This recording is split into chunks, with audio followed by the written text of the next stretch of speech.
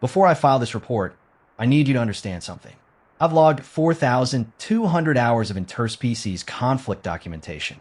I've watched Kethera dreadnoughts fold under plasma fire.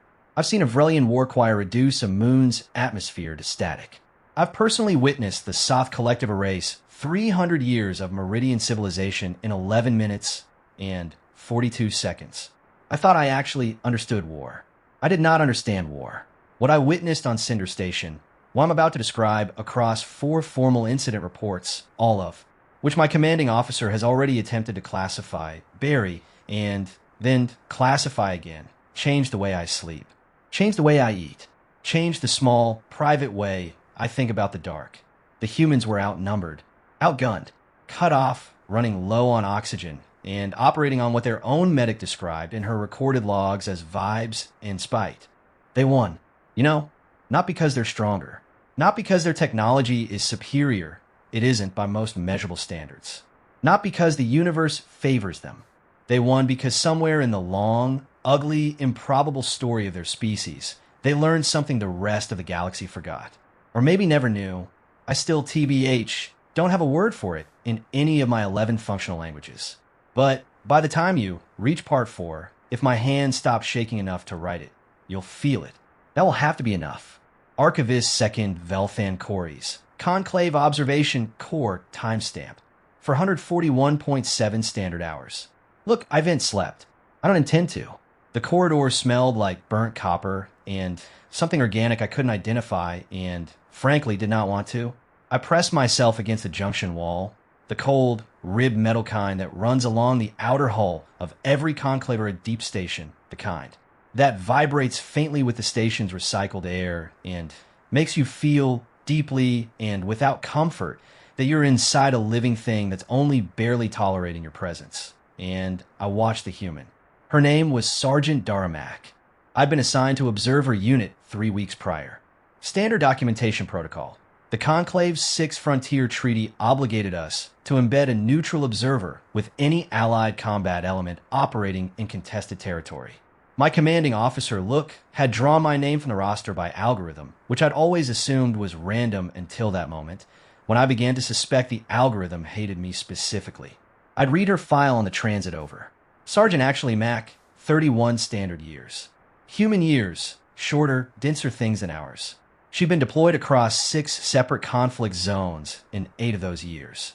She had a medical notation for something called a floating rib sustained at her 3rd deployment that had never been properly set because she'd refused to leave her unit for the surgical window. The rib, for what it's worth, had apparently just adapted. I'd thought that was a translation error, and I was beginning to suspect it wasn't.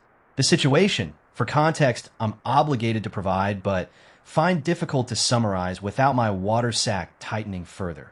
Cinder Station was supposed to be empty. This is something that said, I've since learned with remarkable frequency right before it turns out not to be true. The Conclave's advanced survey team had flagged the station as abandoned. Former Meridian Fuel Depot, decommissioned roughly 60 years ago, currently drifting at the edge of what the charts called the Cinder Belt, and what everyone who actually worked the sector called the place where your NAV array goes stupid and starts making suggestions. The human unit, Max, unit, 8 soldiers, one of whom went by the name Pinball for reasons no one would explain to me, had been tasked with recovering Conclave data cores that a previous team had cached there 6 months ago. Routine retrieval. 2 hours in and out back to the carrier. We were now 11 hours in. The station wasn't empty. The Grath had gotten here first. I need to explain the Grath without sounding like I'm writing a threat assessment, which I'm technically not, or a trauma memoir, which I'm technically also not, though my therapist would probably argue the distinction is academic. The Grath are large. That's the first thing, which not large in the way that impresses you from a distance. Large in the intimate, personal, this is happening to my body way. The kind of large you feel in your secondary nerve clusters before your primary brain catches up. They average 2.5 meters, built low and wide, with a natural armor plating along the dorsal surface that's not bone and not chitin and has defeated 3 separate xenobiological classification attempts. They move in what looks like a slow, deliberate lumber and is, once you've watched one cover 40 meters in under 4 seconds, not slow at all.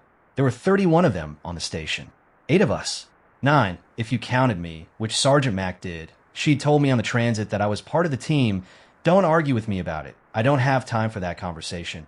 And which I was professionally obligated not to be. I counted myself. Plus, the plan, such as it was, had been Mac's. She'd laid it out in the station's auxiliary power room 40 minutes after we'd confirmed the Grath presence.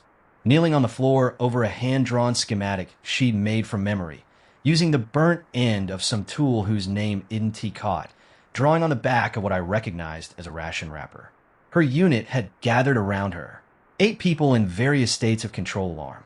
One of them, a young male called Trejo, who I noted had a habit of touching his left collar when he was nervous, which meant his left collar was currently getting touched a lot, had opened his mouth twice and closed it without speaking. Level 7, Max said, which the maintenance corridor runs the whole outer ring. If they're pushing toward the core, and that's where the power relay is, and the Grath are not subtle, then they'll consolidate on level 9 and push down.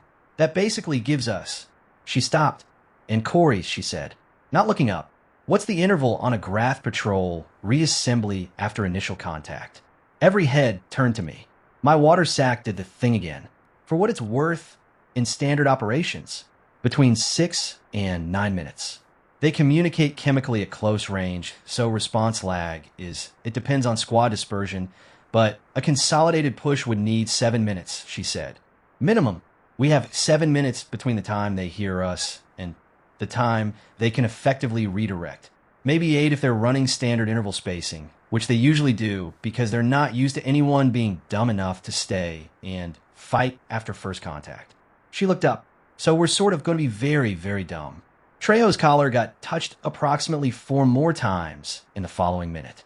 The actually plan was I wrote in my log at 31.2, which was the timestamp I was currently sitting behind in the corridor, either very smart or catastrophically stupid, and my inability to determine which was itself data I found alarming. Here is what it required. 2 soldiers, a woman called Esh and a man called Dix, would move to the far end of the maintenance corridor and make noise. Deliberate, sustained, attention-getting noise. They had 3 flashbang equivalents between them and a willingness that I found either admirable or evidence of some collective human neural atypicality. The Grath Patrol, 8 individuals currently stationed between level 6 and 8, would consolidate toward the noise. In the 7 to 8 minutes before the rest of the Grath force could redirect, Mac's remaining team would move through the now briefly clear central access shaft to level 4, retrieve the data cores from storage node 3, and get back to the docking ring. Simple, clean, plus requiring pretty much precise timing, the cooperation of species that communicated in chemicals and moved like geology deciding to become urgent, and 8 humans who were, and this is not an insult. I want to be clear, this is not an insult. Running on compressed ration bars and a kind of franticom that I'd no referent for in any species I previously documented. What honestly, it did not account for, the 9th Grath. Level 7, maintenance corridor, junction 4. The 9th Grath was approximately 1 meter from me when I saw it. I did not see it first. Mac did. I know this because of what happened next, which I'm going to describe as accurately as my current hand stability allows. She grabbed my arm, my primary arm, the right one, the one I used to operate my log recorder, and she moved. Not ran, not lurched. This was something more deliberate than running and more controlled than it had any right to be, given that a Grath scout was between us and the only exit, and the rest of her team was 2 junctions away and out of direct comm range because Cinder Station's interior shielding turned comms to static at anything over 30 meters. She actually moved me into a side alcove, maintenance access, barely wide enough for both of us, and pressed herself flat against the outer wall and put one finger against her lips and looked at me with an expression I could not classify. Not fear. I know what fear looks like across 17 species. It looked like Trejo's collar touching, like Dix's shallow breathing, like the Wayesh's lower mandibles. She was half Korvathi, one of the unit's cross-species specialists, had been cycling between positions involuntarily since we'd confirmed the Grath. Actually, this wasn't that. Plus, this was TBH, something quieter and more focused, and I would think later, much more dangerous. The Grath scout passed the alcove entrance. I know, academically, that graph have poor lateral vision. Their sensor organs are front-facing and tuned for motion at distance, not proximity. The academic knowledge pretty much did not prevent every secondary nerve cluster I possess from attempting to exit through my dorsal plates. It passed. 1 meter, then 2, which Mac didn't move for 11 seconds after it cleared the junction. I know it was 11 because I was counting, which is my own involuntary response to threat, and which I've documented in myself, and have found mildly embarrassing but also useful. Then she leaned very close to me, close enough that I could see the specific shade of brown in her eyes, which I'd read was uncommon among humans, but which NT had occasion to observe at this proximity. And she said in a voice that was almost no voice at all, "Can you run?" This is where I need to stop and tell you something I did not put in my official report. The official, for what it's worth, report states that Archivisecond Corey's assisted in navigation during the retrieval phase due to superior station schematic recall. What actually happened is that Sergeant Mack looked at me in that alcove and asked me if I could run, and I said yes. And she said, okay, like that settled something, and she grabbed my hand, my primary hand, the log recorder still clutched in it. And she ran, pulling me with her, and I ran too, and for the first 40 meters, I was purely operating on the biological imperative, and somewhere around meter 41, I noticed that she had matched her stride to mine. My legs are, longer than humans, but articulated differently. We have a mid-limb joint that creates a slightly arrhythmic pattern at speed, what the humans on the unit had called, when they thought I couldn't hear them, the Corey shuffle. She hadn't made me adjust to her. She had inside maybe 3 seconds of running beside me, adjusted to me. I don't know if she did it consciously. I did not ask. We cleared Junction 5 and hit the access shaft entry point at 33.8, which put us 22 seconds behind the planned schedule, which Mac acknowledged by saying, in a tone that contained multitudes, and then boosting herself up the shaft ladder with an efficiency I found difficult to watch without cataloging. The data storage node was on level 4. Level 4 was 40 meters up, which the shaft was dark.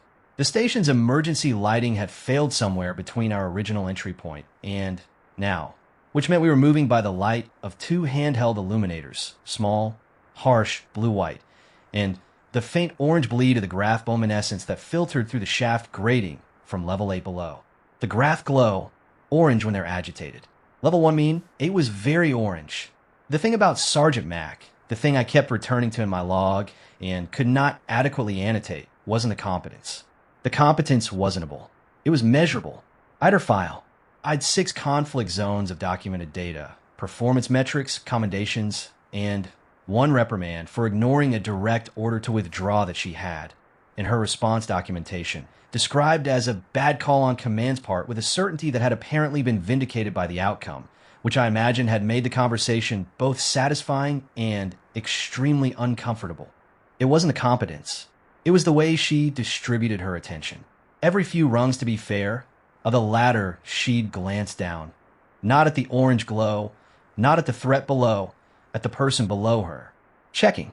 Just checking. 3 seconds, and then back to climbing. It was so small and so automatic that I nearly logged it as incidental. I logged it as incidental. Then I climbed another 10 meters and thought about it, and went back and changed the notation to flag for behavioral analysis. Then I climbed another 5 meters and changed it again to I don't have a category for this. Level 4. The storage node, room was behind a sealed door whose access panel was dead. Power rerouted when the station's system started failing, which the humans had anticipated, which was why Dix had packed a bypass kit, which was why Dix was currently in a different part of the station making noise and did not have the bypass kit on him. Mac crouched in front of the door. She looked at it. She looked at the panel, which she looked at the seam between the door and the frame. She looked at me. Corey's. These old Meridian doors, do they fail open or fail closed? I thought about it. For what it's worth, fail closed. The default lock state draws from the emergency power cell to hold the seal. If the cell is depleted, the lock lets go. She stood. How long do you think the station's been running on emergency power? I checked my logs. We're at approximately 11 hours of confirmed emergency state, but the Meridian decommission was 60 years ago, and if they didn't strip the emergency cells, she hit the door. Not with a tool, with her shoulder. Once hard at the seam, where the frame met the lock housing. The door moved. Not much. Maybe 2 centimeters, but it moved. She hit it again. For centimeters. "Help me," she said. And we both hit the door, her shoulder and my primary forearm brace. And it moved, and then the emergency cell, 60 years old, running on nothing but stubbornness and the Meridian engineers' inexplicable confidence in their own power ratings, finally gave out, and the lock released, and the door swung open and nearly put us both on the floor. She caught my arm, and I caught hers. We stood there for a moment in the dark doorway, both slightly absurd. "Meridian engineers," she said, in a tone that wasn't quite an insult. And not quite respect, and was maybe both. "Yes," I said. "The data cores were there," which this sounds simple. It wasn't simple to feel. 11 hours into what was supposed to be a 2-hour operation, with 31 graph between us and the exit, and the sound coming up from level 8 taking on a character that my threat assessment subroutines wanted to classify as organized. Finding the cores where they were supposed to be felt like a gift from a universe that hadn't been handing those out. Mac crouched over them, which 7 cores, each one roughly the length of her forearm, matte gray and featureless in the way that only things with extremely consequential contents ever are. She ran her hands over each one. Checking for damage, I realized by touch because the light wasn't good enough for visual, and when she got to the 5th one, she stopped. "This one's cracked," she said. "Pause. Can we retrieve it anyway?" "Potentially. The casing is, if the internal matrix hasn't sheared, the data may be intact, but transport vibration above a certain threshold." "What threshold?" I ran a calculation. Assuming standard graph pursuit at combat speed, the vibration profile would be above safe threshold for the cracked core approximately. Approximately 60% of the time. She picked it up anyway and tucked it under her arm like it was a child. 60% is, a lot better than 0, she said. I wrote in my opinion, my log. Flagged for philosophical review. The way out wasn't the way we came in. The Grathwell on level 8 had finished being orange and had started being organized, which meant the shaft was no longer viable. Mac knew this before I'd finished calculating it. She was already moving toward the room's secondary vent access, a crawlspace half-meter opening in the upper wall that the station's original schematics listed as a thermal regulation channel. Humans, I want to guess, to note, are not a small species. Sergeant Mac looked at the crawlspace. She looked at honestly. The 6 data cores now strapped across her unit's remaining 4 members, including myself, carrying 2, which wasn't in my operational mandate, and which I was already composing the notation for. She looked at the cracked 7th core under her arm. She said, "Okay," which I'd started to understand was a word she deployed not when things were actually okay, when she had decided to proceed regardless of whether they were. She went in first, which the thermal channel wasn't designed for human occupancy, or Corey's occupancy, which it was designed for heated air, which doesn't have feelings about confined spaces or the sounds of organized graph activity approximately 1 level below, coming through the metal in a way that removed any remaining ambiguity about the word organized. We moved through it in single file, basically in the dark. Mac at the front, her illuminator off. She turned it off when we entered, which I did not understand until I noticed that the grating we were moving over had visible seams, and the orange glow was coming through the seams from below, and a moving light source above those seams would have been visible. And she had understood this without explaining it and without being asked. I moved behind her. The cracked core was in my secondary arms. I wasn't supposed to have secondary arms deployed in a crawl space. The joint extension radius creates a collision risk in confined spaces, but the core needed stabilizing, and Mac had handed it to me without discussion. The graph below us passed through the room. I could see them through the grating. I could see the dorsal plating, the way they moved, which from above looked less like the lumbering ground level impression and more like something patient and systematic and very, very certain of its ground. Mac was looking through the grating too. I know because I was watching her instead of the graph, which is a thing I'm choosing to note in this report regardless of how it reads. She counted them. I could see her lips moving. 8. She held up 8 fingers without turning around. Then she waited. They moved on. She waited 11 more seconds. Then she moved. We exited the thermal channel onto level 2, 40 meters from the docking ring, at 51.4. Esh and Dix were already there. The flashbang equivalents had apparently been more effective than planned. Esh had what I would later identify as a stress fracture in one of her auxiliary finger bones, and wasn't mentioning it, which I found. I keep using the word found in this report. I'm aware I don't have a better word. I found difficult to continue looking at directly. Dix was counting actually heads as the unit emerged from the access corridor. He got a TBH, 7, and stopped and looked at Mac. Corey's, she said. Dix looked at me, and 8, he said, and kept moving. The docking ring required breaching a sealed maintenance hatch, rerouting emergency power from a junction box to provide 30 seconds of pressurized atmospheric seal for the crossing. Then, crossing 22 meters of decompressed station corridor in suits that hadn't been designed for decompressed station corridors. This took 19 minutes. I won't describe all of it. I'll describe one part. Midway through the crossing, 8 of us moving in a line through hard vacuum, the station's outer. Hull visible through the corridor's fracture points as a slow scroll of burnt metal and star. Mac's suit seal indicator began cycling. Like not failing. Pretty much cycling. The indicator light going amber, then green, then amber again, in the rhythm that means the secondary seal is under intermittent pressure failure. I guess she saw it. I saw her sort of see it. She adjusted her grip on the cracked data core she'd been carrying the entire time. She kept moving. She did not tell anyone about the seal indicator. She also reached back without breaking stride or looking and tightened the seal clamp on Trejo's suit, which had been slightly loose since the crawl space, and which he had apparently been monitoring while also monitoring her own seal failure and counting Grath through a grating and navigating by memory through a decompressed corridor. I don't have a notation category for this. I made one. I called it allocation behavior, extreme condition, non-self-directed. Then I crossed actually into the docking ring, and the hatch sealed behind us, and the ship's atmosphere hit me like something NT known I was missing. We were aboard the carrier at 109.6, 11 hours like, and 41 minutes after entry, 7 data cores, 6 intact, 1 cracked, and possibly viable. 8 personnel, all present. Sergeant Max sat on the deck of the carrier's loading bay, her back against one of the coolant lines, her suit seal indicator still cycling amber-green amber. A medic was working on Esh's hand, and Trejo was touching his collar. Dix was logging, something with the specific intensity of a person who processes stress through administration. The soldier, I guess, they called Pinball, was asleep, sitting up in body armor. Before I could ask a question, Max said, without looking at me, "He does that. Don't worry about it." I looked at her. "Your seal," I said. She looked at the indicator. "Plus, yeah," she said. "It does that sometimes."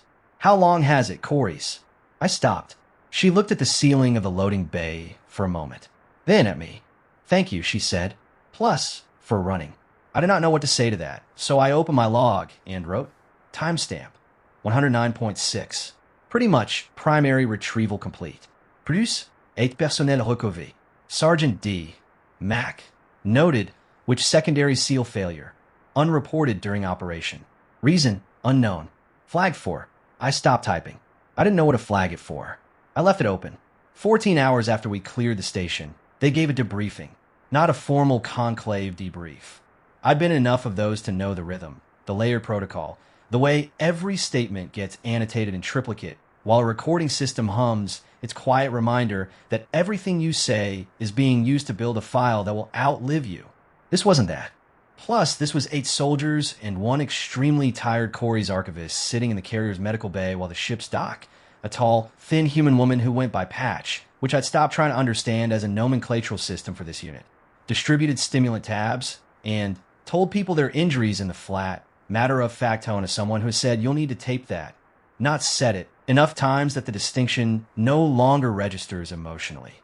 Esh, stress fracture, 2 fingers, secondary hand. Tape it. Dix, minor compression injury, knee joint from the crawl space. I guess tape it. Trejo, nothing physical. Patch had looked at him for a long moment after she'd said that, and then said, "Come find me later." And Trejo had nodded in the way that means you won't, actually, but you're both going to pretend that's not true. Mac, suit seal failure, secondary seal, 14-minute exposure below, safe redundancy threshold, plus a first-degree compression mark on her shoulder from the door breach on level 4. Tape it, Patch said, which Max said, obviously. I wrote in my log, secondary seal failure duration confirmed, 14 minutes. Standard conclave safety protocol flags emergency evacuation at 6-minute threshold. Reason for non-disclosure, still flagged, still unresolved. Then I erased still unresolved and wrote C behavioral analysis node MR7.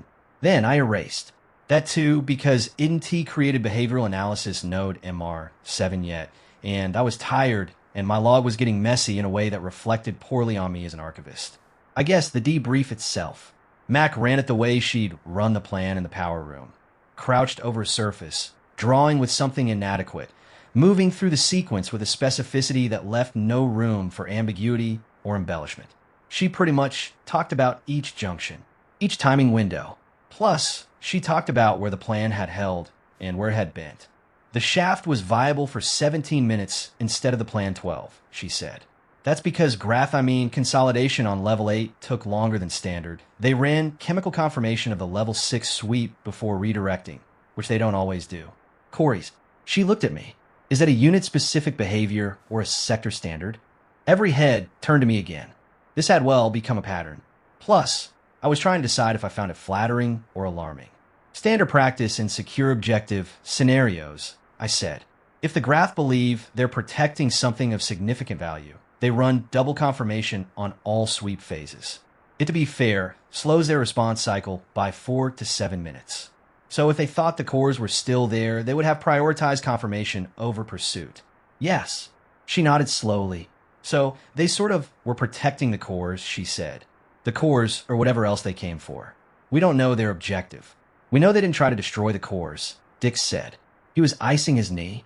He had the expression of someone who resents the necessity of ice, while also knowing he should ice his knee.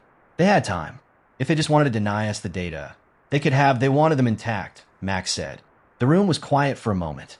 Pinball, who had been sleeping again, he seemed to move between sleep and full awareness with a smoothness that I found both enviable and faintly unsettling, like a switch being thrown. Opened his eyes. So what's on the cores? He said. I want to be honest with you about something. I did not know what was on the cores. I've been told, basically, in the mission brief, that they were conclave survey data from a preliminary deep scan of the cinder belt. Navigation, mineral density mapping, that sort of thing. The kind of data that's valuable in the way that all data is valuable. Someone needs it for something, someone is willing to pay for someone else to retrieve it. But not the kind of thing that explains 31 Graph holding a 60-year-old decommissioned fuel depot. I'd flagged this discrepancy in my mission notes before departure.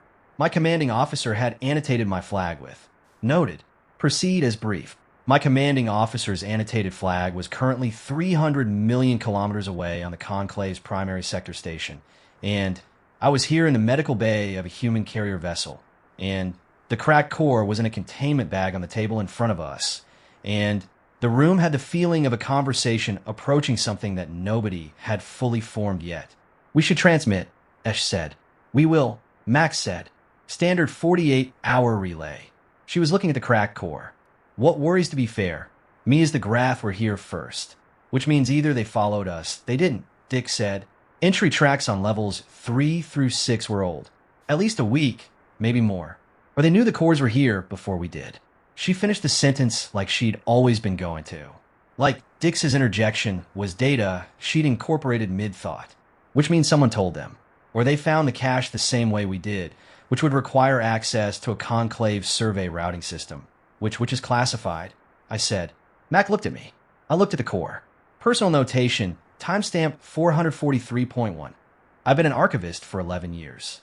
I've documented border skirmishes, species contact protocols, 2 separate treaty negotiations, and a cultural exchange program that I still have complicated feelings about.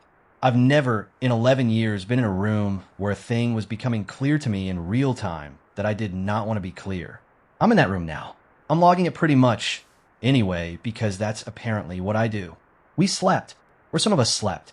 Patch had arranged the medical bay's secondary bunks. It was a small carrier, the kind built for forward operations, with the minimum square footage required for humans to technically be comfortable. And the unit distributed itself with the casual efficiency of people who had been sleeping in inadequate spaces for years and had opinions about optimal arrangement. Pinball got the corner bunk. This appeared pretty much to be non-negotiable. Trejo did not sleep. He sat at the bay's small desk terminal and did not look like he was doing anything on it, which I read as him doing something he didn't want logged. I sat against the wall with my recording equipment and my secondary arms folded in the configuration my species uses for rest without sleep. We call it Velkosh, which translates roughly as waiting while your body pretends you're done. And I watched the unit settle. There's a particular quality to the way a combat unit rests that I'd read about in interspecies behavioral literature, but not seen directly before this assignment. It's not relaxation. It's more like a collective lowering of a thing they've been holding all the way up, the way you'd lower a weight you'd carried farther than you expected. They don't fully let go of it. They just redistribute it, put it down somewhere nearby where they can get to it again fast. Max sat TBH on the edge of her bunk and cleaned her rifle. She did it slowly and without looking at it, which I eventually understood meant she didn't need to look. Her hands knew the sequence. She was somewhere else while they ran through it. Her eyes open, unfocused, pointed at the wall. I thought about asking her what she was thinking about. I wrote in my log, Mac, pre-rest I guess, behavioral pattern, weapons maintenance, attentional dissociation, possible function, cognitive kind of reset, which possible function, ritual, possible function, both. See also, the way my people run probability calculations before sleep, which my therapist has called not healthy, and which I've called efficient, and which we've agreed to disagree about. I did not ask her what she was thinking about. For hours later, 811.3, if you're building a timeline, and at this point I assume you are because I can't seem to stop. The carrier's long-range comm system received a signal. I know the exact timestamp because I was still awake. I also know the exact timestamp because the signal woke Mac in under 3 seconds, and she was on her feet before the alert had finished sounding, and I logged the response time reflexively because I log things reflexively. And then I looked at that log entry for a while and thought about what it meant that she had been in whatever version of sleep humans do and had still heard that before anyone else. The signal was from the conclave, namely from my commanding officer. The message was encrypted, which was standard. It was also flagged priority red, which wasn't standard. Priority red is a designation that I'd, in 11 years, seen used twice. Once during the Kelver Corridor incident, which most archivists of my generation use as a temporal reference point in the way you'd use in natural disaster. Once during a clerical error that generated 73 false alerts and resulted in my colleague Vinayas taking a medical leave from which he hadn't, as of my departure, fully returned. I opened the message. I read it. I read it again. I said out loud, to no one in particular, Oh, Mac repeated. She was behind me. NT heard her move. That's your O. To be fair, I've more than one O. Not like that you don't. She was reading over my shoulder, which required her to lean slightly. I'm taller by about 30 centimeters, which she figured out with the casual physicality of someone who's accustomed to the world being built for a different body type than theirs and has stopped being bothered by it. Read it to me. Your translation will be faster than mine. I read it to her. The summary, stripped of priority red formatting and bureaucratic insulation. The 6 intact cores had been transmitted from the carrier's initial data relay. Conclave intelligence had begun preliminary analysis. What the cores contained wasn't, as briefed, navigational, survey data from the cinder belt. What the cores contained was a meridian deep scan of the cinder belt taken not 60 years ago, but 412 years ago, pre-collapse before the meridian fell, when they were still the preeminent intelligence-gathering civilization in this sector. What that deep scan showed, in the belt's interior quadrant, behind layers of radiation interference that modern survey equipment had read as dead space, was a gravitational signature. A large one, a structured one. Plus, structured, Max said. Look, structured, I confirmed. Meaning it isn't natural. Meaning something built it. She was quiet for a moment. The meridian fell, I think, 400 years ago, she said. Yes, and they found this. Apparently. And then they fell. I did not answer that one because I did not think it needed answering. She woke the unit. She did it the way she did everything, without dramatics, without prefatory explanation, just up. We have basically a thing. And then she stood at the center of the bay and waited for people to be awake enough to hear. Trejo had already been awake. He turned from the terminal. Dix climbed out of his bunk with his knee, which had stiffened overnight, and did not mention it. Pinball opened his eyes from the corner bunk and said, "Is it the cores?" "Yes," Max said. "Figured." He sat up. "What's on them?" She told them. The room processed it in different ways. Esh went very still, the Korvathi trauma response, which produces extreme physical stillness rather than the motion of other species, and which I always found harder to read than panic. Dick started doing something with his hands, a small repeated motion, thumb to finger, that I'd cataloged as his thinking pattern. Trejo touched his collar. Patch, who had been awake in the doorway for some portion of the explanation, said, "Where is it?" "Interior quadrant, sin der Welt." Coordinates in the transmission. Mac paused. "My commanding officer is currently in transit. ETA, 36 hours. And in the meantime," Dick said. "In the meantime," she said, "we hold position and we don't transmit anything that Tess sent routed through the encryption stack." "Because of the leak," Esh said. Not a question. "Because of the possible leak," Max said, "which we don't know yet." "We know the Grath got there first," Esh said. "We know the Grath got there first," Mac agreed. "We don't know how." The difference mattered to her. I could hear it mattering. She was the same person who had said 60% is a lot better than 0, while picking up a cracked data core, which should have told me something about the way she held uncertainty, not as a thing to resolve, but as a thing to work with, to keep precise until the precision became possible. I thought about this for a while, and then wrote in my log, Mac, epistemic pattern, holds uncertainty as data rather than problem state. Possible origin, operational environment conditioning. Possible origin, temperamental. Possible origin, experience. Flagged. Plus, we'll return to. The thing is, the conversation that happened next was the one I keep returning to. It wasn't like about the structure in the cinder belt. It wasn't about the Grath or the leak or the cracked core that Patch had spent the night trying to stabilize. It happened in the small gap after Mac finished briefing and before the unit shifted into the particular mode of purposeful activity that I'd learned meant they were processing by doing things with their hands. Pinball said, "How much trouble are we in, you think?" Max said, "Medium." "Medium," he repeated. "Could be worse. We have the cores. We're all here. 7 of 8 cores," Dick said. "In my opinion, 7 of 8. The cracked one might be. Patch says 30%. 30% is better than 0. She said the same way she'd said it on level 4. Same tone, same cadence. Not bravado, not reassurance. Something more like a working principle. A thing she decided was true and had decided to keep deciding every time it came up. Pinball was quiet for a moment. Then he said, "I looked up what was on the original brief. The survey data, actually, before we shipped out. And it wasn't navigational," he said. "The data type was wrong, and I clocked it, but, above my pay grade." The room was quiet. "Why didn't you say something?" Trejo asked. Pinball looked at the ceiling. "Because I thought I was wrong. And because..." He paused. "We needed to go anyway."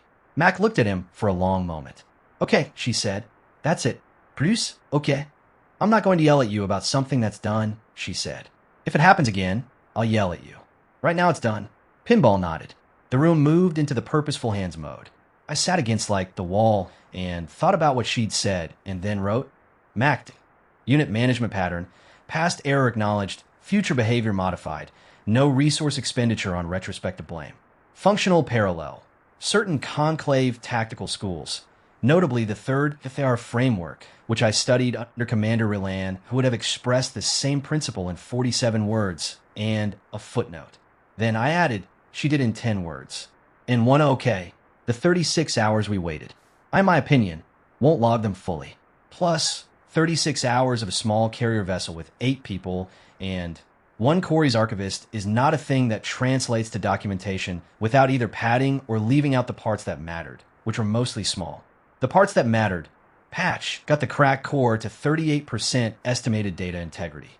She did this by building a stabilization framework out of the carrier's emergency clamp components, 2 pieces of equipment whose names I didn't recognize, and which she described as not designed for this, and a self-hardening compound she'd had in her personal kit, because, she explained, she used it for cracked bone cases in the field.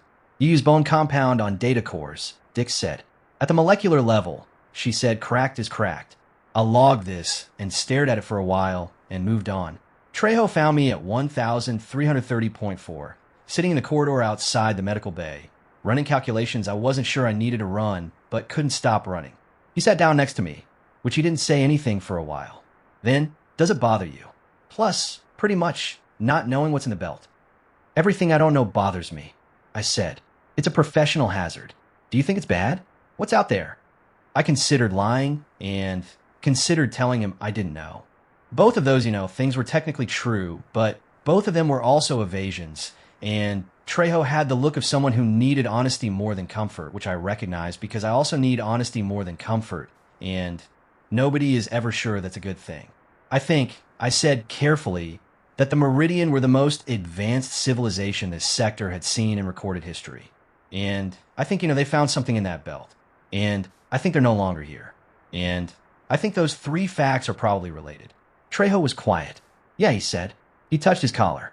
Yeah, he said again, and stood up and went back inside. The carrier conclave. Patients arrived at 611.2 on the second day. I want to describe the meeting between my commanding officer, Commander Eris 7 Velthan. Yes, same lineage designation, different branch. We don't discuss it at gatherings. And Sergeant Mac. I want to describe it because it was one of the more interesting 15 minutes of the assignment, and because it told me things about both of them that I wouldn't have predicted. Commander Eris came aboard the carrier with the specific energy of a senior officer who's alarmed and is managing the alarm by concentrating very hard on being a senior officer.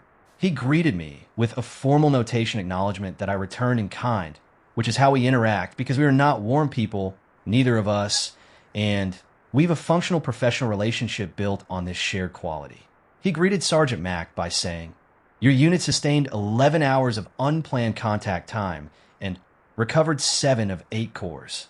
The mission parameters were 2 hours and 8 cores." Mac looked at him. "Yes," she said. "The 7th core, 38% estimated integrity. Patch is still working on it." Patch? My medic. He looked at me. I kept my expression documentation neutral, which I practiced. The cores were compromised before retrieval. Max said, "Someone else knew they were there. We need to talk about that. I'm aware of before we talk about the structure, before we talk about the coordinates, before we do anything that requires a transmission, we need to talk about how the graph got to that station ahead of us." My commander's chrono tabs flickered. He activates them when he's resorting a conversation. I'd seen him do it 100 times. It means the other person has just moved the subject to somewhere he hadn't expected. "That's," he said, "a conversation that will be handled at the appropriate. Commander." She said it flatly. Not aggressive. Not deferential. I lost 14 minutes of suit seal integrity getting those cores out. My unit held the station for 11 hours against 31 Grath. I would like to talk about the leak before we talk about anything else. The room was very quiet. My commander looked at Sergeant Mac. Sergeant Mac looked at my commander. I wrote in my log, 613.8. Neither is actually blinking, which this is a thing that's happening. My commander activated another chrono tab. 40 minutes, he said. Then we discussed the belt. "Thank you," she said. And she meant it, genuinely. Like she hadn't just done the thing she'd done. Like it was simply request made, request granted, next thing. The 40 minutes weren't my meeting to be in. I sat in the corridor outside the conference room. The carrier didn't have a conference room exactly, more a table that folded out of the wall in the bay they called the briefing space, and listened to the ship's environmental systems, and ate a nutrition block I'd found in my kit that had passed its recommended date by some margin I was choosing not to calculate. Pinball sat down next to me. Plus, he had the same facility for appearing without apparent transition that he had for sleeping. One moment, no Pinball. Next moment, Pinball. I'd cataloged this 3 times and still didn't have a satisfying explanation. "What are you writing?" he asked. I looked at my log. Currently, nothing. "Your recorder's, I think, running. It's always running." He considered this. "What do you do with all of it?" "The logs. Submit them to the Conclave archive. They become part of the interspecies contact record. And then what? And then someone reads them, possibly, or they don't." I looked at the wall. Most of it doesn't matter. Most of it is logistics and timing and things that were relevant once. But you log it anyway. "Yes." He was quiet for a while. "Seems like a lot of work," he said. "It is. Why do you keep doing it?" I thought about this question for the full length of time it deserved, which was longer than the conversation probably warranted, and which Pinball waited out with the same ease with which he slept. Because sometimes I said, something happens that I need to understand, and the logging is how I find out what I think about it. He nodded like that was perfectly reasonable. Good reason, he said, and he got up and went somewhere else. I sat in the corridor for a while. Then I TBH wrote, timestamp 628.4. Personal notation. The structure in the cinder belt is real. The Meridian found it and are gone. The graph node exists. Someone in the conclave routing system is compromised. These are the large things. The large things are alarming in the way that large things are alarming, which is, to say, I know they're alarming and I'm logging them and I'll process the alarm at a later time. In the meantime, Sergeant D-Mac, 14 minutes of failed seal, never mentioned, got the cores out. In the meantime, Patch built a bone compound stabilization rig for a cracked data core, and it's at 38%. In the meantime, Pinball said good reason, and meant it. I TBH, don't know why I'm logging these instead of the large things. I don't know why they feel more important. I'm logging them anyway. The decision to go in wasn't mine. I want actually to be clear about this because my role in this mission has become increasingly difficult to characterize accurately, and I'm an archivist, and characterizing things accurately is nominally what I do. My role was observer. My role was neutral documentation asset embedded with an allied combat element for treaty compliance purposes. My role wasn't active participant, decision maker, person who has opinions about tactical approaches, or gets pulled through crawl spaces or carries cracked data cores with secondary arms that are not supposed to be deployed in confined spaces. My role had become somewhat difficult to honor. The decision, to transit to the Cinder Belt interior quadrant was made by Commander Eris in consultation with the Conclave's Rapid Response Protocol, and I can't prove this. The meeting was closed in consultation with Sergeant Mac. I think this because when the commander announced the decision, he used language that wasn't his. We're not going to get a better window, he said, and better window is not a phrase. From the Conclave's strategic vocabulary, which favors optimal deployment timing and favorable condition threshold. Better window is 3 words from someone who thinks in terms of what you have versus what you're waiting for. Mac, across the briefing table, had the expression of someone who wasn't going to claim credit for a thing she had already said. I logged. Linguistic attribution, analysis, probable original speaker, Sergeant Mac. Evidence, idiomatic compression, and note to self, stop doing this. I kept doing this. The Cinder Belt interior quadrant has a reputation that precedes it in the way that truly dangerous places often do. Not through dramatic warnings, but through the accumulation of minor notations and navigational records, the kind that say things like anomalous red, attributed to interference and sensor drift, non-event, and navigation array recalibrated upon exit in a frequency that, once you look at the aggregate, tells you something systematic was happening and everyone who passed. Through chose to explain it as equipment failure, because equipment failure is something you can log and file and move past. The Conclave Patience's NAV array started showing drift at the belt's outer marker. The ship's navigator, a Conclave regular, a young male named Eros who had been on his 3rd long posting, and who had the particular energy of someone who's being very professional, while also being terrified in a way he considers it his job to not express. Adjusted, recalibrated, and reported to Commander Eris with the careful word choice of a person selecting each syllable individually. Instruments are performing within operational parameters with minor environmental variance. Mac, standing at the secondary display station with Dix and Esh, said quietly, minor. Dix said, Esh said nothing, which from Esh meant she agreed. I want to describe the belt's interior the way I experienced it, which is not the way it would appear in a navigational record.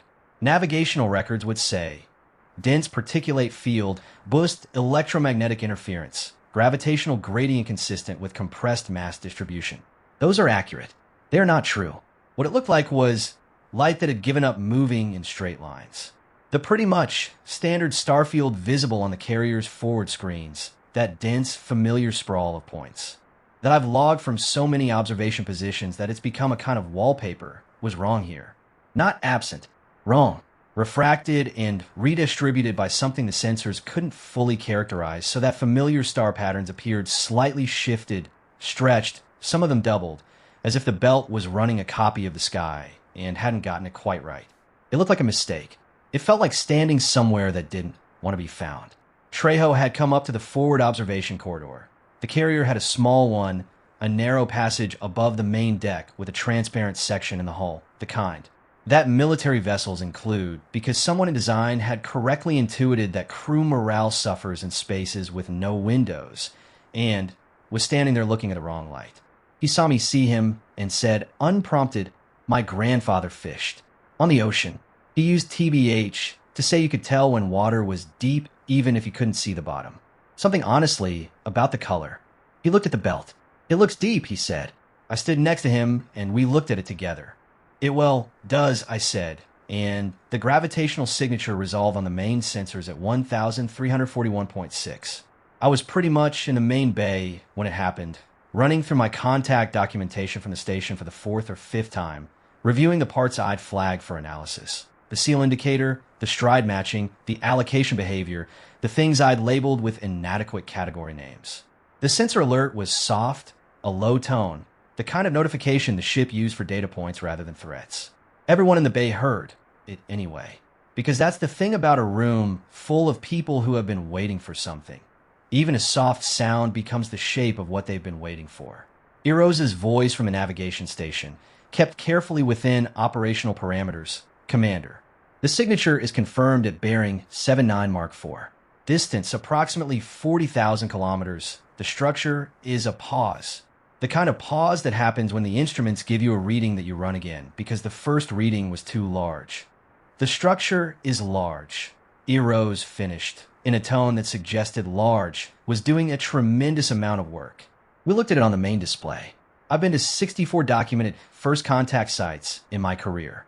I've seen structures left by 6 extinct civilizations, 3 of which have classification designations that translate roughly as "we don't know how they built this," and have stopped trying to pretend we do.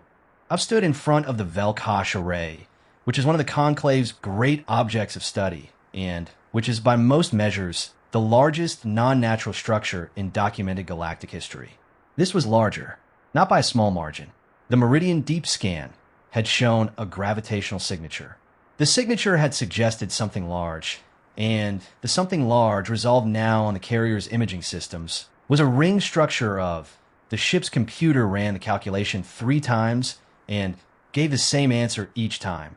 Approximately 400 kilometers in diameter, built from a material the sensors couldn't speciate, sitting at a slight angle to the belt's orbital plane, not rotating, not emanating any detectable signal. Kind of just sitting there, 400 years while the meridian fell, and the galaxy moved on, and the navigation logs accumulated their careful little entries about minor environmental variants. Just sitting there. Max said, "Okay, that word she uses when things are either fine or so far past fine that fine no longer applies. But proceeding is still required." "Standard approach?" she asked. Plus, Commander Eris, who I want to note was handling this with more composure than I was managing internally, said, "At distance, no closer than 15,000 kilometers until we've a threat assessment." "Sensible," Max said. I wrote in my log, timestamp 1347.2. The ring is 400 kilometers across. I'm 15,000 basically kilometers from it. I'm still able to feel it in the specific way I feel, things I don't have a category for. My therapist would, in my opinion, call this somatic response to unresolved stimulus. I'm calling it logging and moving on. The next 8 hours were what I imagine. It's like to look at a very large word in a language you almost speak. The sensors talked to the ring.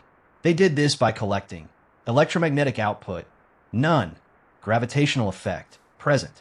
Stable, thermal-like, signature, faint, consistent with internal power source of unknown type. Material composition, reference unavailable. No match in Conclave databases. They sent all of this to the ship's analysis systems, which processed it. Returned results that were largely variations on insufficient reference data. The human unit managed the weighting in their own way. Dix built something. He'd sourced components from the ship's maintenance supply and was assembling them in the bay with a focus that foreclosed questions. I watched him for a while before I asked Mac what he was doing. He doesn't know yet, she said. That's the point, which he builds things when he's working something out. What is he working out? The ring. She glanced at him. He'll know when TBH, it's done. Usually, basically, I looked at the object taking shape under Dix's hands, a tangle of components that had no obvious function, something that was more about the process of assembly than the product, and wrote, externalized cognition pattern, stress state. Physical problem solving as cognitive workspace. See also, patch building stabilization rig, Mac cleaning rifle. Note, this unit appears to think with its hands. Uncertain if species general or unit specific. Fun fact, the graph arrived at 2109.8. 3 ships, not one. A formation I identified as a graph 4 deployment wedge. The configuration they use when they're moving toward an objective with enough confidence to organize, but enough uncertainty to leave themselves tactical flexibility. They dropped out of drift transit approximately 8,000 kilometers from the ring, which put them 23,000 kilometers from us. Eros reported it in a voice that had moved out of operational parameters and into the register of a person who's telling actually you something bad and choosing the words very carefully in case word choice can somehow help. Commander Eris said, combat readiness. Minimal power output. Reduce our profile. He looked at Mac. She was already at the secondary tactical station with Esh running something on the display. I could see ship schematics, approach vectors, the ring's position relative to both vessels. They know we're here, she said. Our sensor emissions when we resolve the signature. If they were close enough to track. They were close enough, Dix said. He'd stopped building. He was looking at the display. The drift transit exit point is inside standard tracking range. They've been running quiet. Following us, Esh said, or running ahead, Max said, and the room processed this. If they, in my opinion, transited ahead of us, Esh said slowly, they would have needed the coordinates, which we got from the cracked. From the cracked core, yes. Mac was very still. 38% integrity. Patch. She looked at Patch, who was at the far end of the bay. The cracked core, what data came through? Patch said, coordinates, yes. The structural data, partially. There was a third data layer I flagged as corrupted. What was in it? I don't know. I flagged it as corrupted, right? Mac turned back to the display. But they're here, which means they have the coordinates. Which means either they broke our encryption stack or they had the coordinates already. She looked at the commander. Or both. Commander Eris was running his chrono tabs in a sequence I didn't recognize. Rapid, irregular, a pattern I'd never seen him use. I, to be fair, logged it as stress response activated. Novel tab sequence.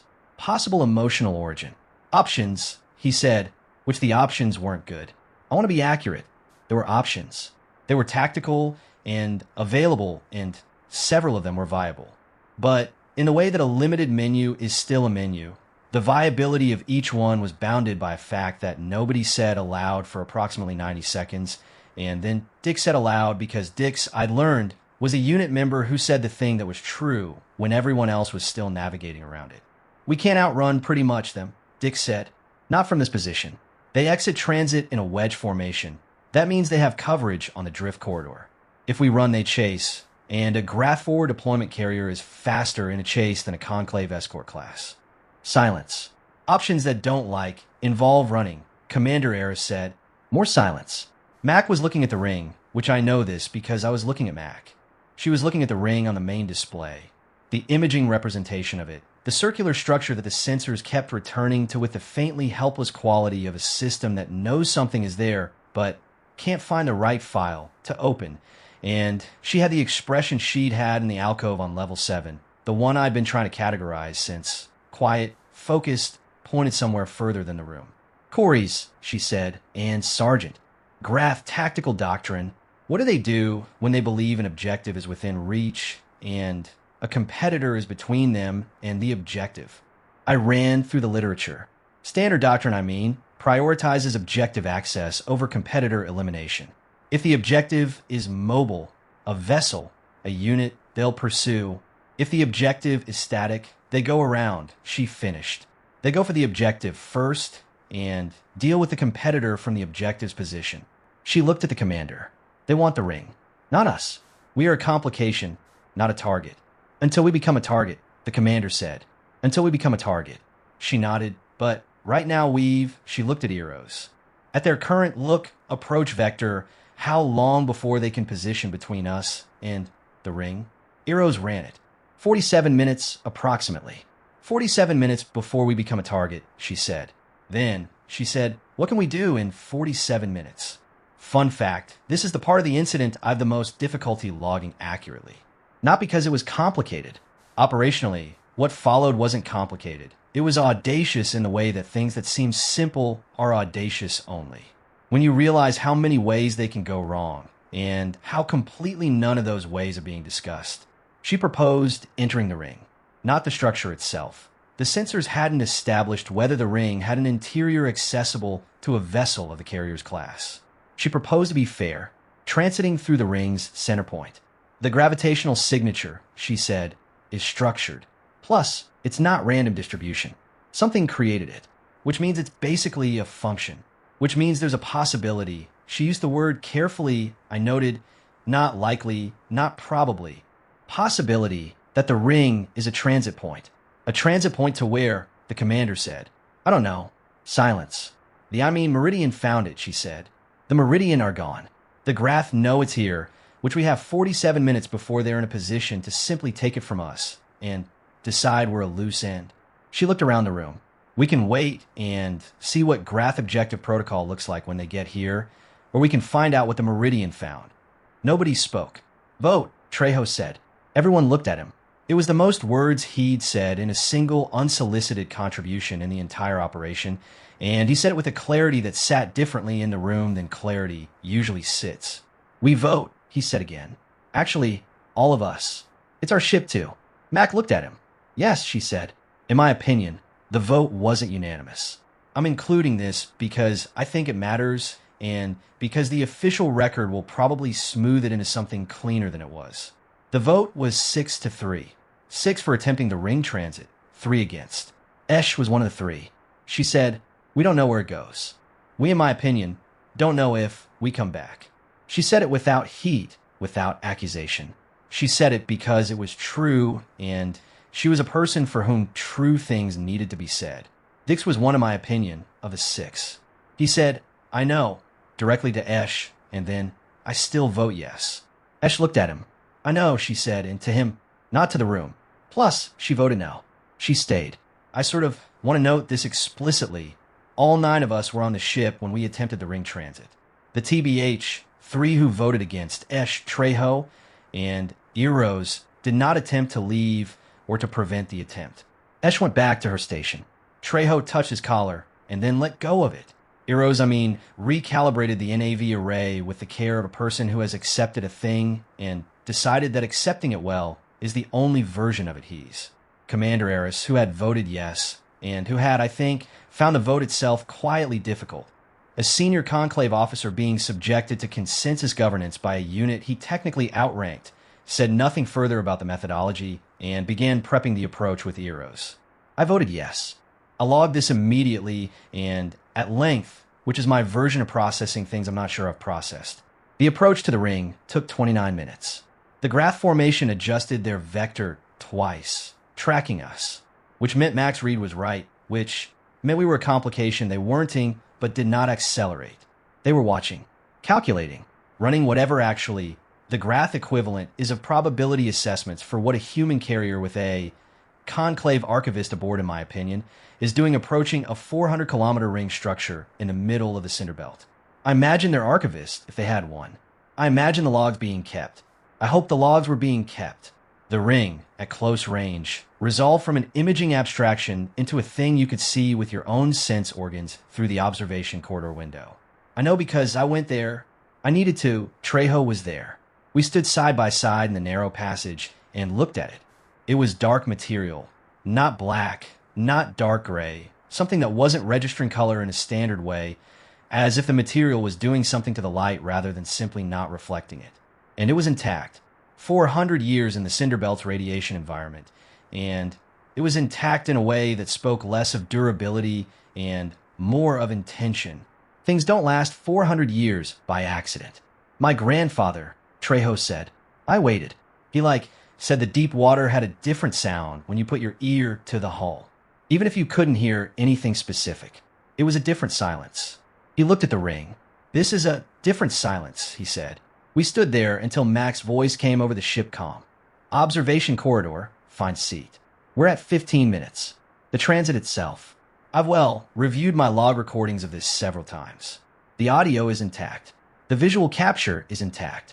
My own annotations, begun at 2211.4 as the carriers bow past the ring's inner threshold, continuing until 2214.7 when the recording paused for reasons I can't currently explain and then resumed, are intact.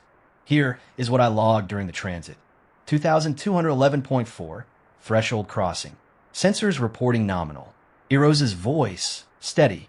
Navigator's standard confirmation. Ring interior registers.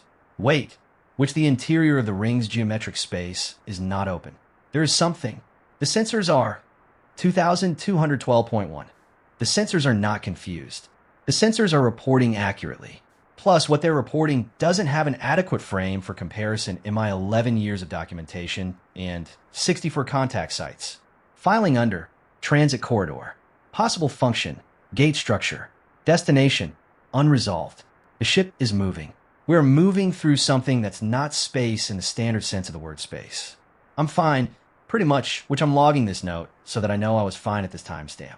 2213.8, I can see stars. 2213.9, they're the wrong stars. 2214.3, Eros is saying something. He is saying the NAV array is resolved and calibrated and functional and is providing a position reading. He is saying the position reading puts us outside the cinder belt. He is saying the position reading puts us outside the sector. He is looking at the reading and he's saying it again and the reading is the same. 2214.7. Recording pause. Duration. 1.4 standard minutes. Cause. Unresolved. 2216.1. I'm on the floor of the observation corridor. Trejo is also on the floor. We appear to have sat down at some point. Outside the observation window, there are stars that are not the stars I've spent my career looking at, arranged in patterns I can't name, in a sky that's slightly, I don't have a word, is slightly fuller. There are more of them. Either the density is genuinely different here, wherever here is, or I've been looking at a depleted sky my entire life. Only know I think this now. I don't know which of those is worse. Commander Eris's voice, ship-wide, from the command deck. All personnel, report status. Voices across the comm, one by one. Eros. Die Butchmak. Esh, which pinball, who reported simply fine in the tone of someone who has been awake the whole time, and is mildly offended you needed to ask. My voice. Archivist Corey's status nominal. My water sack was knotted in a way that was going to require medical attention. Trejo's voice. Trejo. Present. Not nominal. Not fine. Just present. The Grath did not follow us. This is a thing I only understood later. That their formation had stopped at the ring's outer threshold, that they had watched us enter but hadn't entered themselves. Whether this was kind of because they didn't know the ring was a transit point, or because they knew and chose not to follow, or because something about our approach had given them information they needed to recalculate. I did not know at the time, and don't know now. Mac knew we weren't followed within 6 minutes of transit, when the sensors confirmed clean space behind us. She reported this to Commander Eris. Plus, then, she came to the observation corridor and sat on the floor next to Trejo and me and looked at the wrong stars. After a long time, she said, "Okay, the words sat differently this time. Not, I've decided to proceed regardless. Not, this is fine. More like, I see you. I don't have a category for you either. I'm here anyway. I wrote in my log. Timestamp 2231.7. Position. Unknown, which stars? Unfamiliar. Actually, Grath, not present. Unit, intact. 1 Corey's archivist. Present. Status, I don't know. I stopped. I wrote, I don't know is not status. But it's in my opinion, the most accurate thing I left it. The star chart took Eros 9 hours. I want to say that slowly enough that it registers. 9 hours. From nothing. From a position with no reference frame, No navigational beacons. No familiar constellation anchors from an observation window full of light that had never been cataloged by anyone currently alive.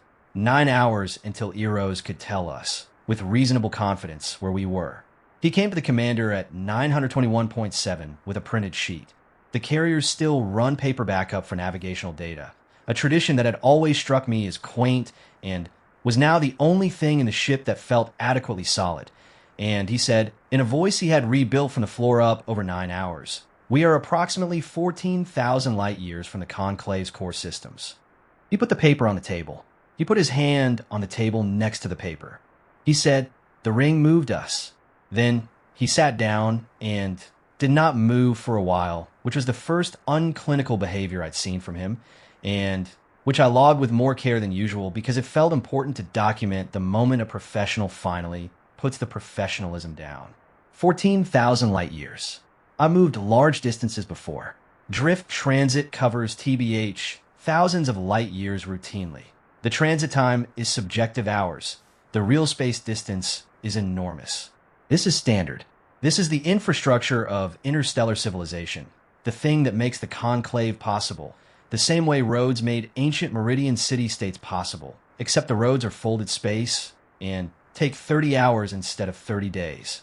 The ring had moved us 14,000 light years. Look, in 3 minutes. 3 minutes and 47 seconds, I calculated. I went back through my timestamp records, ran the elapsed time between ring entry and sensor confirmation of stable position. 3 minutes, 47 seconds, accounting for the 1.4 minute recording gap I still couldn't explain. There is no drift transit technology that covers 14,000 light years in under 4 minutes. There is, as far as conclave science is aware, no technology that covers 14,000 light years in under 4 minutes. The theoretical, in my opinion, framework for such a transit time either requires energy inputs that would destroy the vessel or assumes a fundamental property of space that current conclave physics doesn't recognize. Dick said, so the Meridian built this. Commander Eris said, we don't know the origin. Dick said, the Meridian found it in the belt 400 years ago. They scanned it. They noted the coordinates. He stopped. And did they use it? Silence. Did the Meridian use it? He said again. Not as a question now, as a recitation of the thing that was becoming clear. Mac from the secondary station. If they did, they didn't come back. Here's the thing. I need to tell you about the next hour in the order it actually happened, because the order matters. 947.2. Eros' star chart, refined over the preceding hours, identified 3 stellar bodies within range of the carrier's conventional systems. One of them, a medium-mass star approximately 40 light minutes from our position, had an orbital zone that registered on the long-range passive sensors as warm. Well, not hot, not cold. The word Eros used was warm, and he said it the way you say a word that should be scientific but feels like something else. 951.6. Mac requested a focused passive scan of the warm star system. 952.1. The passive scan returned data that the ship's analysis system processed and then flagged with an indicator I'd only seen used for. Contact scenario, first order. Prepare protocol documentation. Notify archivist immediately. The indicator notified me, and 952.8, I walked to the main display. The warm star system had 7 orbital bodies. The third one had an atmosphere. The atmosphere had a specific compositional profile. The compositional profile was consistent with. The analysis system used the phrase broadly consistent with in a way that technical documentation uses hedging language to convey things that are actually unambiguous. A biosphere. In my opinion, not a dead one. 953.1.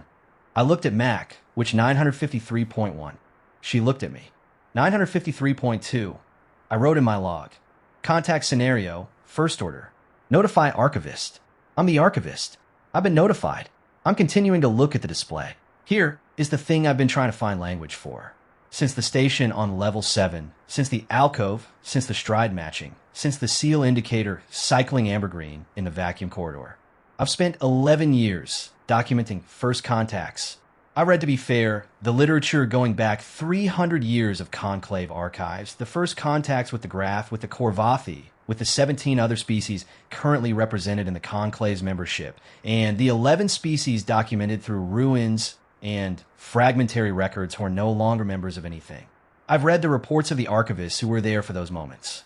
I've read what they said and what they thought and how they filed the documentation afterward. They all pretty much have the same shape.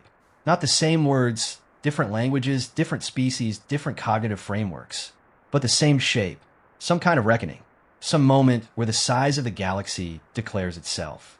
I'd always assumed that when I had my version of that shape, I would be looking at the alien. I was looking at Mac. She was pulling up the contact protocol on the secondary station, the Conclave's standardized first contact documentation framework, the one I'd helped train her unit to access 3 weeks ago on the transit to the station, thinking it was a formality, thinking they would never need it, and her hand were moving through the fields with the same efficiency they had moved through everything. Name of vessel. Which name of commanding officer? Archivist designation. She typed my name into the archivist designation field. I said no. She nodded like that was the expected answer. Neither are we. Actually, she said. She turned back to the display. Let's go anyway. The approach to the warm system took 6 hours. During those 6 hours, Commander Eris transmitted a full status report toward the direction of the Conclave's core systems, which was, he noted without apparent emotion, the direction from which we had come across 14,000 light years of space that did not have a return route currently identified and settled in for the wait. The wait for a response at standard communication speeds was, I calculated without being asked, approximately 46 years. Eros built a second star chart in addition to the first one because, as he explained to Dix, having one chart made him nervous. Having 2 charts made him nervous and occupied. Dix finished the thing he'd been building, which it was a model of the ring. Built, in my opinion, from the ship's maintenance components and a self-hardening compound that I now recognized as the same one patch used for cracked bones and cracked data cores. He had built it to approximately 1/300 scale, which made it roughly the size of Corey's secondary arm folded closed, and he'd gotten the angle right, that slight tilt to the belt's orbital plane, and I don't know when he'd gathered enough visual data to get the angle right. He put it on the briefing table. Nobody said anything about it for a while. Then Esh put her hand on it, very lightly. Then Trejo. Then, like Patch, I put my secondary arm next to it, which is the closest my species gets to the gesture they were doing, and nobody commented on this either. The signal came from the system's third planet at 1,441.8. Not a distress signal, not a weapons lock, and something structured and repeated on a frequency that the ship's communication... Your call. My call in 11 years of archival training had never involved an actual call.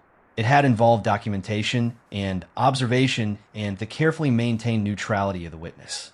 It had involved my water sack nodding and my notation categories filling up with flagged items I didn't have framework for. It had involved watching Sergeant Mac carry a cracked data core for 11 hours through a decompressed station with a failing suit seal and never put it down and never mentioned the seal. We respond, I said. With what? I thought about it. And mathematics, I said. And then we wait and see what they do with it. The response took 22 minutes to arrive. 22 minutes is a specific number, and I want to explain what 22 minutes felt like on a carrier vessel with 9 people waiting for something to either be or not be what they thought it might be. It felt like the longest kind of short. Like the carrier's environmental system was louder than it had been. Like the light in the bay was the same temperature it always was, and everyone had become aware of it for the first time. Pinball slept, which had found a bench along the bay wall, and had put his jacket over his face and gone somewhere the rest of us weren't. I'd, cataloged this behavior 4 times now and still couldn't tell if it was a coping mechanism or if Pinball simply experienced urgency at a different frequency than the rest of us. I chose to find it comforting, which the response arrived on the same frequency as the original signal, structured and deliberate. It wasn't mathematics. It was something more complex, layered, recursive, the kind of structure that the analysis system could confirm was information-bearing without being able to specify the information. Like being handed a book in a language you've never seen and being able to tell that it's a book. Mac looked at the display. They answered, she said. They answered, I confirmed. What did they say? I don't know yet. She looked at the display for a moment longer. But they look answered, she said again in a different register. Like not repetition. Affirmation. The distinction between listing a fact and deciding what it means. The next 3 hours were the most comprehensive use of the Conclave's first contact communication framework in the organization's 300-year history, conducted by one Corey's archivist, one human communication specialist, and a translation methodology. We improvised from the framework's mathematical foundation and the structural patterns we were beginning to identify in the incoming signal. I won't detail the 3 hours. I'll say it was collaborative in a way that contact documentation is not designed to be collaborative. Esh worked the analysis, Eros provided navigational and spatial reference data. Dix built physical models of the signal structures on the briefing table next to his ring model, because that was how he worked, and Mac moved between stations, not contributing words, but contributing a quality of attention that kept the room working at the pace it needed to work at. She didn't take over. Pretty much, she didn't centralize. She moved where things were slowing and asked one question or said one word, and things moved again. I watched her do it for 3 hours, and I'm not sure I can document it accurately. It's like trying to document weather. Plus, you can record the temperature and the humidity and the pressure gradients, and at the end of it, you've documented everything except why you got wet. At 1801.6, Commander Eris said, Archivist, Summary. I looked at my notes. Then I looked TBH at the display. Then I looked at the model on the briefing table, the ring next to it, and the 9 people in the room, and said, the signal is from a station, not a planet. There is life on the planet, but it's not the source of the signal. The station is in the third planet's L4 point, which is why we didn't resolve it on initial scan. The signal structure suggests, and I want to emphasize the uncertainty here, that whoever is operating the station has been waiting for a response to this signal for a very long time. Silence. The ring, Dick said. Yes, they built it. I don't know if they built it or found it. The signal doesn't distinguish. But they know what it does, Max said. They're communicating from the other end of it, I said. So for what it's worth, yes, they know what it does. Have others come through before us? I looked at the signal data. I looked at the recursive structure, the layered complexity, the signs of a communication methodology that had been developed and refined over time as if the sender had been practicing it, adjusting it, waiting for the chance to use it. Yes, I said. What happened to TBH, them? I did not answer. The room was quiet. Corey's, Max said, not pressing, which just present, asking because she needed to know and trusted me to say it. I don't know, I said, which the signal doesn't tell us what happened to them. It tells us others came. And then the signal continues. Plus, and I think then we came. I paused. The signal doesn't have an ending. The meeting between Commander Eris and Sergeant Mac that happened at 1900.0 wasn't closed, which means I was present for it. I think it wasn't closed on purpose. The commander said, protocol requires we establish a secure perimeter and wait for guidance. Mac said, guidance that's 46 light years away by comm, yes. Guidance that arrives in approximately 46 years. The protocol is written for scenarios where there's a command structure in comm range, she said. We're not in that scenario. She looked at the ring model on the table. We're in a different one. The commander was quiet. I'm not recommending we approach without precautions, she said. I'm recommending we don't let wait for guidance be the plan when the guidance isn't coming. She paused. To be fair, the Meridian waited. Or they didn't wait. We don't know which. We know they found this, and they're gone. You think they approached, the commander said. I think they did something. I think we, I guess, get to choose whether we do the same something or something different. She looked at him. That's all I think. He activated his chrono tabs, the irregular rapid sequence. Then he stopped. Unit vote, he said, which Mac's expression did not change, but something around it did. Something small, which yes, she said. The vote was 7-2. Ese voti no. Plus, Eros voted no. When the count was announced, Esh said, record my dissent. Recorded, I said. Thank like you, she said, which she looked at the display. Okay. She went to her station. The approach to the L4 station took 4 hours at conventional speed. The station resolved on the imaging systems as large, dark material, structurally consistent with the ring in ways that made me suspect the same builders, the same age, the same intentionality. It had a docking interface. The docking interface was sized for a vessel larger than the carrier, but adaptable. There were docking clamps that extended as we approached, the station's systems recognizing a ship and adjusting, which spoke of either extraordinary engineering or extraordinary patience. I stood at the observation corridor window as we drew close. Trejo wasn't there. TBH, Mac was. She stood next to me with her arms folded and looked at the station while I looked at the station, and for a while we just did that. Then she said, "You know what I keep thinking about?" "The seal," I said. "No, I don't know." "What?" "The cores," she said. "The cracked one." I looked at her. 38%, she said. Patch, to be fair, got it to 38, and the data was in there. The coordinates were in there, and the graph had them too. She paused, which means the crack core wasn't just us having good luck with a bad situation. The crack was the reason we could be here.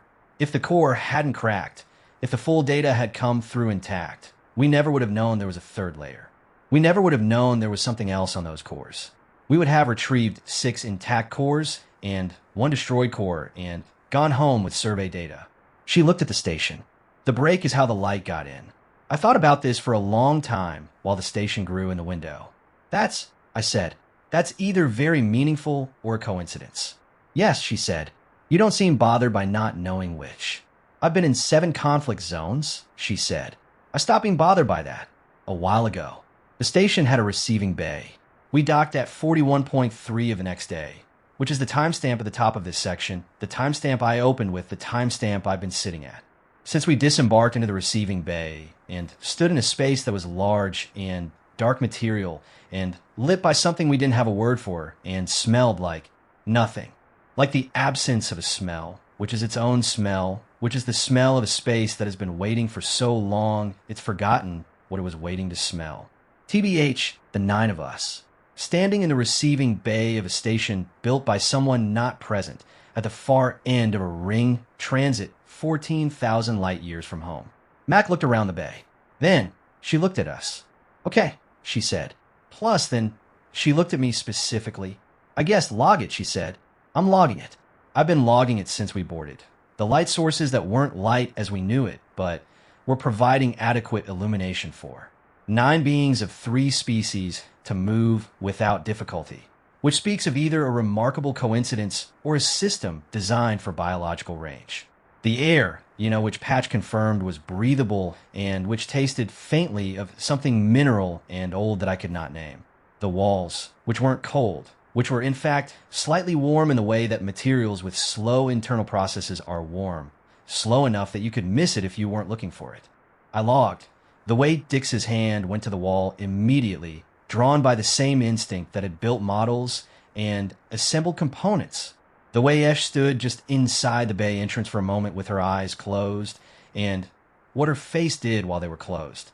The way Pinball looked around the space with the expression of someone arriving somewhere they expected to eventually.